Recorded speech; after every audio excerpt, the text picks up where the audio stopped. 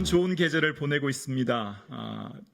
꽃이 활짝 핀 것을 여러분 보셨죠? 개나리나 벚꽃이 많이 피어 있는 것을 봅니다.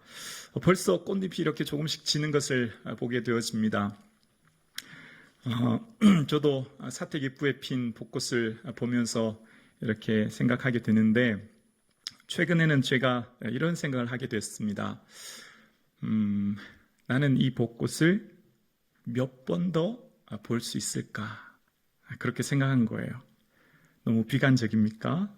마치 임종을 앞둔 사람의 생각 같습니까? 비관적이기보다는 오늘을 조금 더 소중하게 생각하게 되었습니다. 예전에 항상 저는 그렇게 생각했거든요. 나는 아직 젊다. 나에겐 아직 시간이 많다. 나는 아직 해야 할 일이 많다. 나는 아직 목회 시간이 충분히 남아있다. 몇십 년 남아있다. 라고 생각했는데, 작년에 11월 직장암을 하고 난 뒤에 생각이 좀 달라졌습니다. 내 생각하는 날이 내가 생각하지 않은 날에 내가 끝날 수도 있겠구나. 내가 미처 예측하지 못하는 시간에 내 생명이 마칠 수도 있겠구나. 그렇게 생각하게 되었습니다. 예전에는 죽음이 나와는 아무 상관없는 별개의 이야기로 생각했는데, 이제는 죽음이 제 코끝에 와 있다고 하는 것을 생각하며 살게 되었습니다. 하나님께서 허락해 주지 않으면 오늘 하루도 살 수 없다는 것을, 오늘 하루 살아가는 것이 얼마나 소중하다는 것을 좀 생각하게 되었습니다. 우리는 내일 일을 알 수 없죠. 불확실한 미래를 우리는 살고 있습니다. 그런데 분명하고도 확실한 한 가지가 있습니다. 바로 죽음이라는 겁니다. 모든 사람은 다 죽는다는 겁니다. 다만 언제 죽는가, 그 차이가, 그 기한이 조금 다를 뿐, 분명한 것은 모든 사람은 죽음을 다 피할 수 없다는 겁니다. 죽음을 얘기하니 여러분 마음이 좀 불편하지는 않으십니까? 죽음을 주제로 말씀을 드리니 조금 너무 어두운 주제인가요? 그런데 죽음만큼 중요한 주제는 없다고 생각되어서요. 여러분, 죽음을 진지하게 한번 고민해 본 적이 있습니까? 죽음에 대해서 깊이 한번 생각해 보신 적이 있으신지요? 25년 동안 고인들의 유품을 정리하는 유품 정리사, 그런 직업이 있더라고요. 고독사로 돌아가신 분들 유품을 정리하는 일인데, 김샛별 전 애원 씨가 쓴 책이 있는데요. 떠난 후에 남겨진 것들이라는 책이 있습니다. 그 책의 소제목이 유품 정리사가 떠난 이들의 뒷모습에서 배운 삶이라고 하는 책이었습니다. 이 돌아가신 분들의 그 유품을 정리하면서 그분들의 삶의 모습을 적어놓은 이 책의 내용을 보게 되었는데요. 가족 품에서 마지막 숨을 거두는 분들은 1000명 중에 1명 있을까 말까 하다고 합니다. 그만큼 대부분 마지막 삶을 외롭게 삶을 마감하는 분들이 많다고 해요.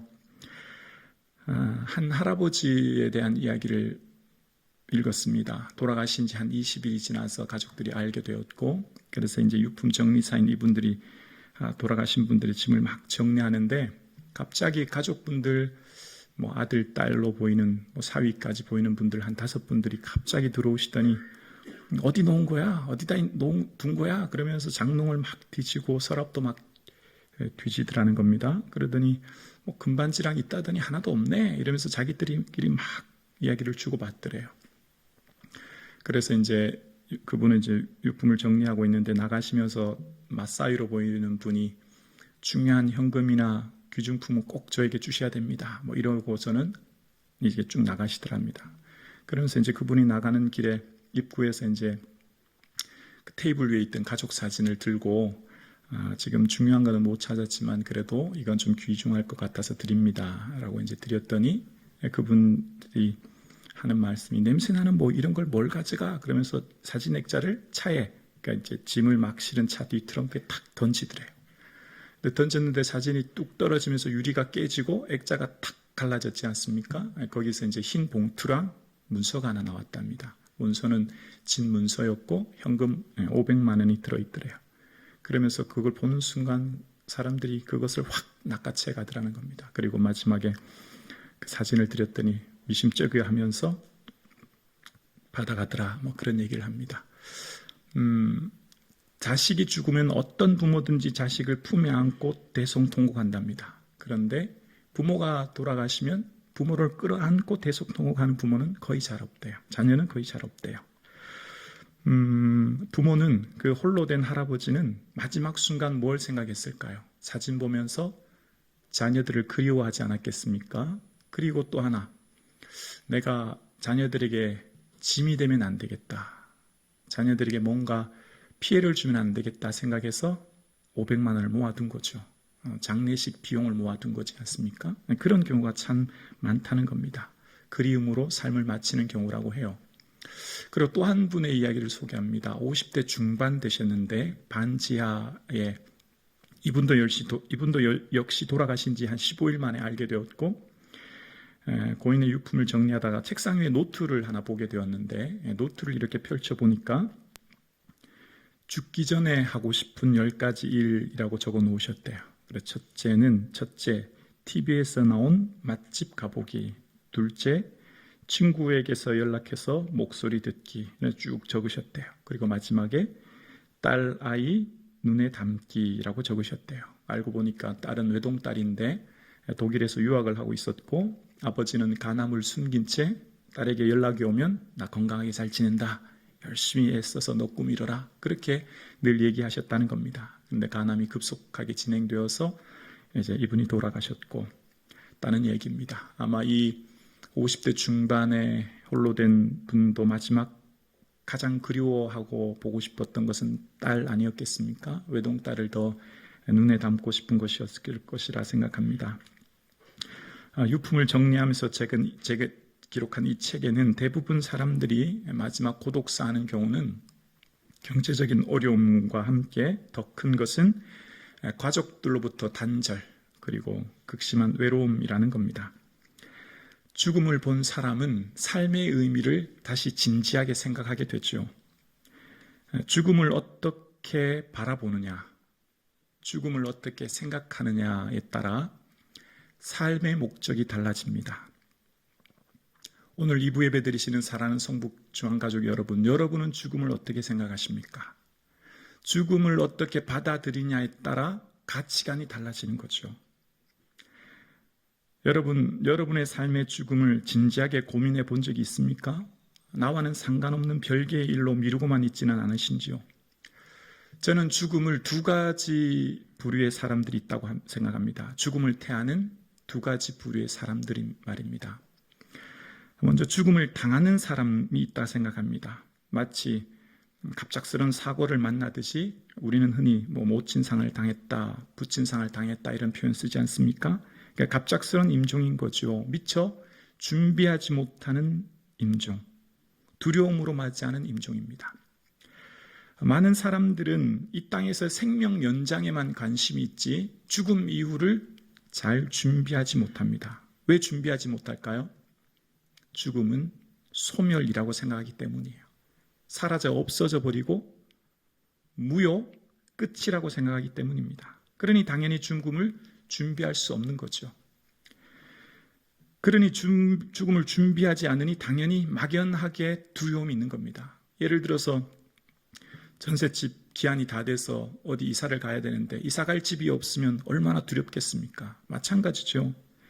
죽음 이후를 대해서 알지 못하기 때문에, 그래서 준비하지 못하기 때문에 그 죽음이 더 두렵고, 그래서 죽음을 당하는 사람들입니다. 또 한 부류가 있다고 생각합니다. 죽음을 맞이하는 사람입니다. 평소에 죽음에 대해서 잘 준비하고 맞이할 수 있는 사람은 죽음에 대해서 분명한 정의를 갖고 있습니다. 죽음은 시작이요 새로운 세계의 문인 것입니다. 그러니까 죽음 이후는 소멸이 아니라 새로운 시작임을 알기 때문에 두려움이 아니요 설레임으로 시작할 수 있게 되었고, 그래서 죽음을 회피하거나 두려워할 것이 아니라 오히려 죽음을 기쁘게 맞이할 수 있게 되는 거죠. 오늘 2부 예배 드리시는 사랑하는 성도님, 여러분은 죽음을 어떻게 준비하고 계십니까? 여러분, 죽음이란 표준 국어 대사전에 이렇게 정의했더라고요. 생물의 생명이 없어지는 현상. 생물의 생명 자체가 없어지는 걸 죽음이라고 이야기합니다. 소멸이라는 거죠. 자, 그러면 성경에서 말하는 죽음은 어떤 것으로 이야기할까요? 성경에서 우리의 죽음을 무엇이라고 이야기할까요? 오늘 본문 51절에 이렇게 이야기합니다. 보라, 내가 너희에게 비밀을 말하노니 우리가 다 잠잘 것이 아니요 라고 이야기합니다. 우리의 죽음을 성경에서는 잠으로 비유합니다. 잠자는 것이래요. 사도 바울은 이후에 데살로니가 교회에 편지할 때도 형제들아, 자는 자들에 관하여는 너희가 알지 못하는 것을 원치 않오니 이는 소망 없는 다른 이와 같이 슬퍼하지 않게 하려 함이라 라고 이야기하면서 사람들의 죽음을 잠으로 비유하며 더 이상 그것에 대해서 슬퍼하지 않도록 절망 가운데 있지 않도록 하면서 편지를 씁니다. 예수님께서 나사로의 죽음 앞에서, 죽은 지 며칠이 지나 썩은 나사로의 무덤 앞에서 예수님 뭐라고 말씀하십니까? 우리 친구 나사로가 잠들었도다. 그러나 내가 깨우러 가노라 라고 말씀하십니다. 예수님도 나사로의 죽음을 잠자는 것으로, 그렇기 때문에 깨운다고 말씀하고 계세요. 잠은 무엇이죠?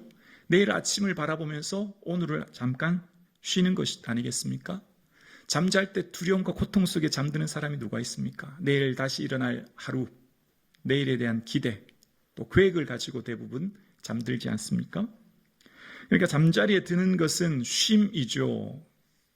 왜냐하면 아침을 바라보기 때문이에요. 죽음은 소멸이 아닌 겁니다. 죽음은 반드시 새로운 세계인 부활의 세계가 있는 것이죠. 많은 사람들이 인생을 살다가 너무 힘들고 지치면 무슨 생각합니까? 더 이상 이 고통이 지속되지 않도록 스스로 삶을 마감하려고 합니다. 그러면 모든 게 끝난다고 생각하거든요. 그럼 더 이상 자신의 고통이 끝날 것으로 생각해요.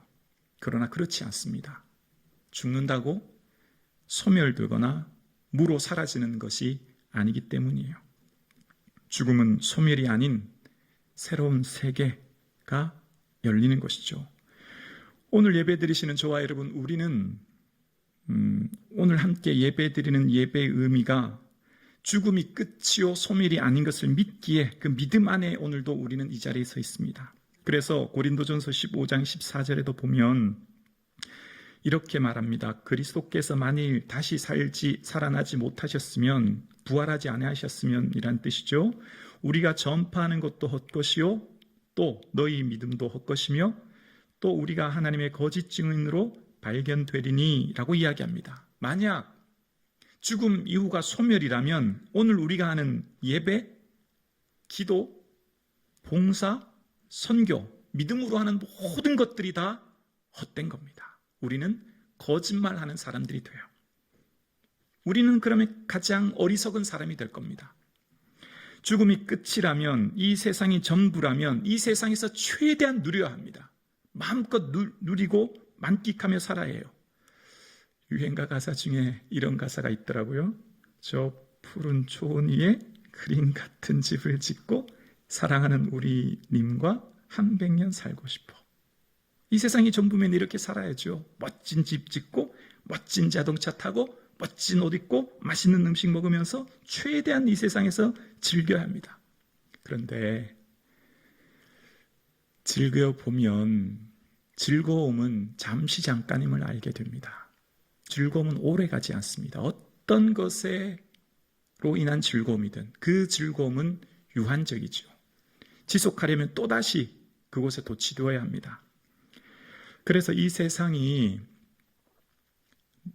모든 것을 누려본 솔로몬은 그렇게 말하지 않습니까? 헛되고 헛되며 헛되고 헛되니 모든 것이 헛되도다. 여기 헛되도다는 의미는 헤벨이라는 뜻인데요. 입김이란 뜻입니다. 입김.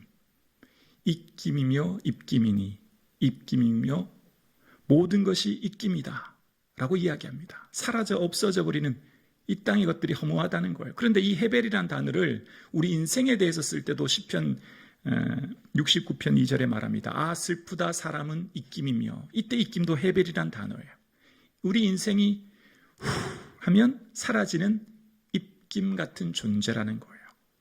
영원하신 하나님께서 보실 때 우리 인생은 입김같이 짧은 인생이라는 겁니다. 쉬 사라지는 인생이라는 거예요. 마치 우리가 하루를 사는 하루살이를 바라보듯 말입니다. 그런데 만약 우리가 살아가는 이 100년이 전부이면 우리의 삶은 참 덧없고 의미 없고 허무할 뿐인 것입니다. 그런데 우리에게 분명한 확신, 믿음이 있죠. 이 세상이 결코 전부가 아닌 것을. 이 세상이 전부가 아닌 것을 우리는 믿습니다. 그래서 고린도전서 15장 19절에는 이렇게 말합니다. 우리 이 본문은 함께 고백하실까요? 만일 그리스도 안에서 우리가 바라던 것이 다만 이 세상의 삶뿐이면 모든 사람 가운데 우리가 더욱 불쌍한 자이리라. 아멘. 이 세상이 전부일 뿐이면 우리는 가장 비참한 자, 어리석은 자, 불쌍한 사람이다.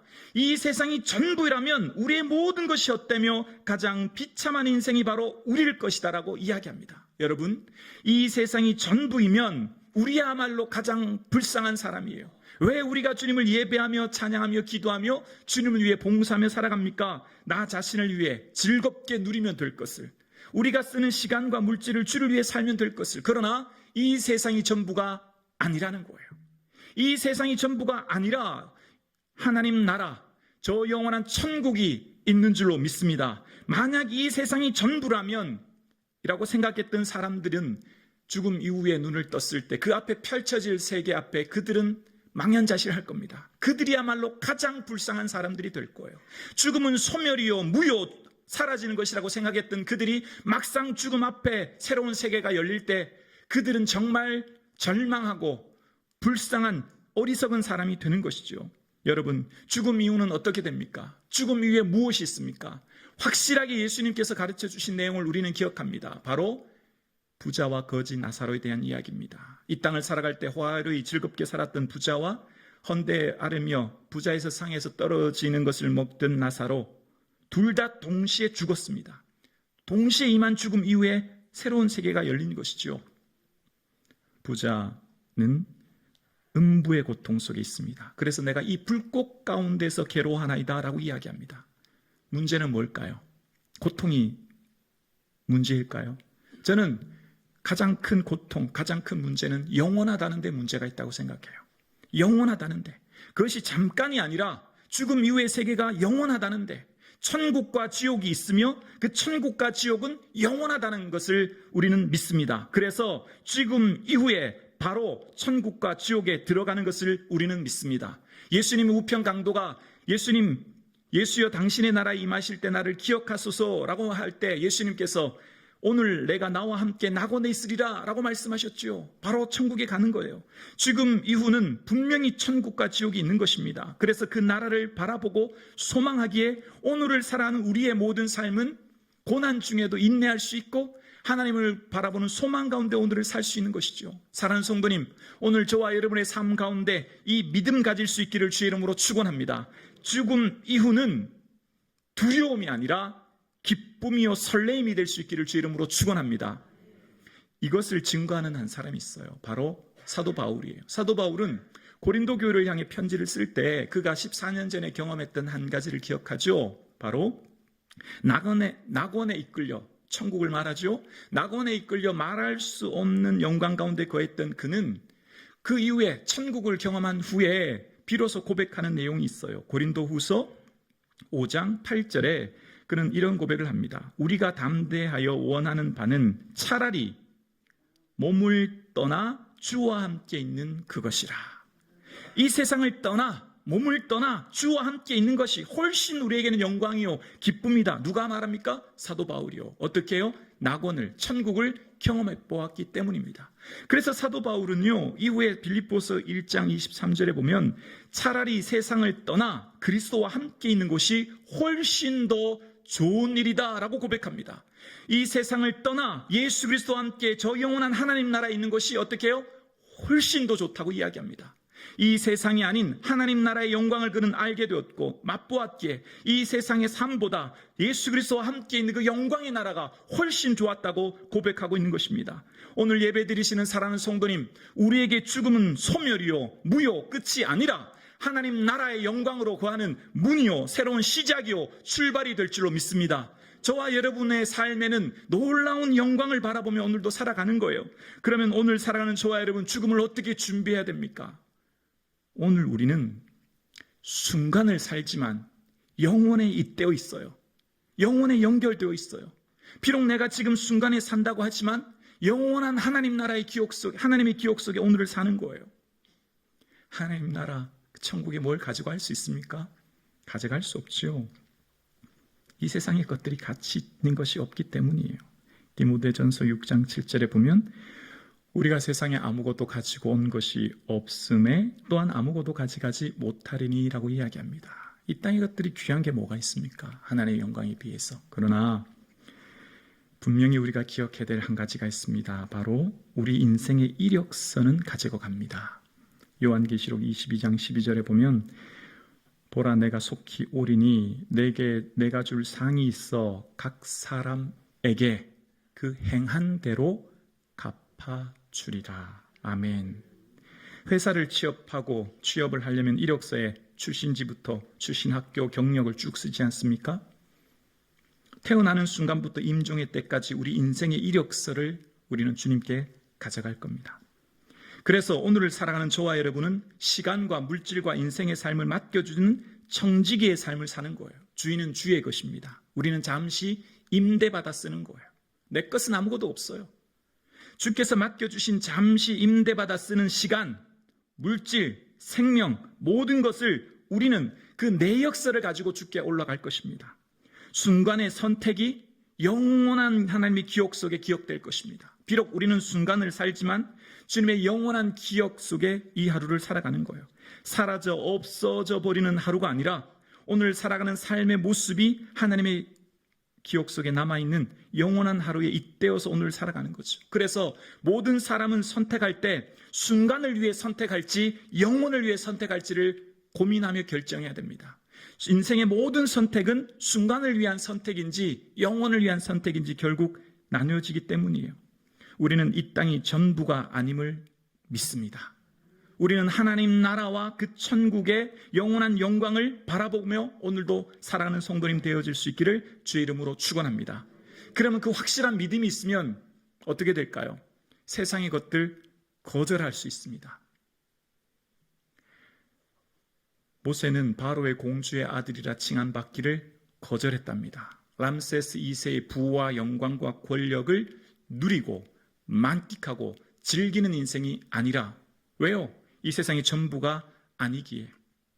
하나님의 백성과 고난받기를 잠시 죄악을 누리는 것보다 더 좋아한답니다. 왜냐하면 그리스도를 위해 받은 수모는 애굽의 모든 보화보다 더 큰 재물로 여겼고 이것은 상 주시는 이를 바라보았기 때문이에요. 하나님 나라를 바라보았기 때문에 이 땅의 것들 거절할 수 있는 힘이 여기서 나온다는 겁니다.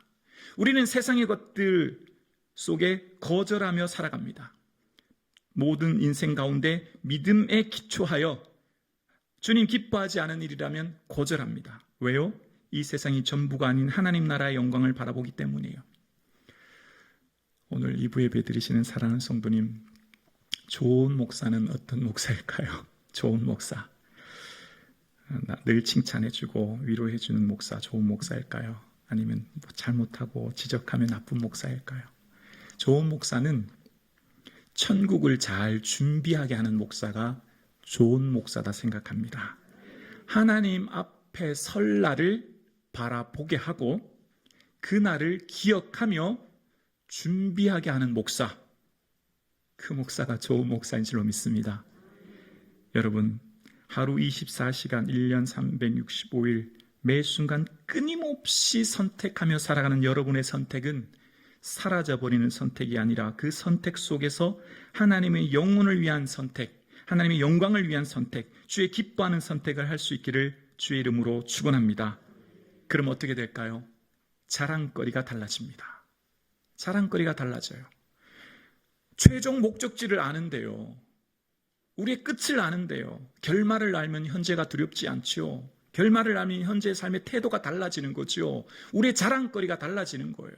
우리는 세상의 사람들과 자랑거리가 다릅니다. 그리스도의 십자가 외에는 결코 자랑할 것이 없다 말했던 사도 바울처럼 그는 비록 세상적으로 볼 때 로마 시민권과 가말리엘 문화생 최고의 지식, 율법으로 흠이 없는 바리새인이라고 하는 모든 권력을 가졌지만 쓸데없대요. 배설물처럼 버린대요. 오직 십자가만 자랑한대요. 저와 여러분 인생살이 가운데 예수님의 기쁨, 예수님의 즐거움, 예수 그리스도께서 내게 맡겨주신 그 십자가를 지고 나갈 수 있는 그런 저와 여러분 되어질 수 있기를 주 이름으로 축원합니다. 내 삶의 자랑이 십자가가 될 수 있기를 주 이름으로 축원합니다. 종말은 두 가지 종말이 있습니다. 개인적인 종말을 죽음이라고 합니다. 임종이요. 근데 또 하나의 종말이 있습니다. 이것은 우주적인 종말입니다. 이 땅에 있는 모든 사람들의 삶이 끝나는 날이 있습니다. 바로 예수님께서 이 땅에 다시 오시는 날입니다. 초림에 예수님께서 내가 다시 올 것이다 말씀하셨고 거처를 준비하면 다시 온다고 말씀하신 그 주님은 분명히 도적처럼 우리가 알지 못하는 그때 다시 오실 것입니다. 그 우주적인 종말이 오면 이 세상 모든 사람들은 주 앞에 서게 될 것입니다. 그래서 51절과 52절에 이렇게 말합니다. 보라 내가 너희에게 비밀을 말하노니 우리가 다 잠잘 것이 아니요 마지막 나팔에 순식간에 호련히 다 변화되리니 52절이요 나팔 소리가 나며 죽은 자들이 썩지 아니할 곳으로 다시 살아나고 우리도 변화되리라. 예수님 오실 때 그 순간에 모든 사람들이 변화되는데 죽은 사람, 죽지 않은 사람, 살아있는 사람 모든 사람들이 변화되어 부활할 때에 썩을 것이 썩지 않을 암을 입고 죽을 것이 죽지 않은 입은 부활의 영광체로 새롭게 다 변화되어지는 그때가 분명히 있음을 이야기하고 있는 거예요. 그래서 사도 바울은 빌립보서 3장에 보면 우리 낮은 몸을 자기 영광의 몸의 형체와 같이 변하게 하시리니 라고 이야기합니다. 예수 그리스도의 부활의 영광의 형체와 같이 우리도 그날에는 영광스러운 부활의 형체로 입게 된다는 거예요. 그러니까 예수 그리스도의 다시 오심으로 인하여 죽음을 멸망시킵니다. 죽음을 삼킵니다. 죽음을 이기는 거예요. 예수 그리스도께서 다시 오실 때 그 죽음을 이기기에 우리에는 이제 그 영원한 하나님 나라를 바라보며 오늘을 사는 거예요. 그래서 우리에게 승리를 주시는 하나님을 바라보고 이 하루를 살아가는 것입니다. 오늘 살아갈 때 있는 고난, 어떤 어려움, 문제도 이길 힘이 여기에 있는 것이죠. 그래서 내가 이렇게 예배하고 봉사하면 뭐하나? 내가 주를 위해 열심히 수고하면 뭐하나? 당장에 내 눈에 열매가 안 보이고 당장에 응답이 없고 당장에 뭐가 없는 응답이 없을 때 연약해지는 그 순간 오늘 본문 58절에 우리에게 이렇게 말합니다. 58절입니다. 그러므로 내 사랑하는 형제들아 견실하며 흔들리지 말고 함께 고백할까요? 항상 주의 일에 더욱 힘쓰는 자들이 되라. 이는 너희 수고가 주 안에서 헛되지 않은 줄 알미라. 아멘. 부활 신앙이 오늘의 삶을 결정하고 오늘의 삶의 근원이 되며 우리의 삶의 모든 순간의 선택의 기준이 되죠. 우리의 삶의 모든 것들 주를 위한 헌신이 주 안에 헛되지 않음을 이야기하는 겁니다. 알고 보면 우리 인생은 다 시한부 인생이지 않습니까? 시간의 차이만 조금 있을 뿐입니다. 저울에 달면 입김보다 가벼운 것이 우리의 존재입니다. 우리는 곧 이 세상을 떠날 것입니다. 시간이 그리 많지 않습니다. 죽음은 나와 상관없는 이야기가 결코 아닙니다. 곧 죽음을 맞이할 것입니다. 어떻게 살아야 할까요? 내 생명이 10개라도 내가 1000년의 갑절을 산다고 해도 주의 기뻐하는 일에 힘쓰는 저와 여러분 되어질 수 있기를 주의 이름으로 축원합니다.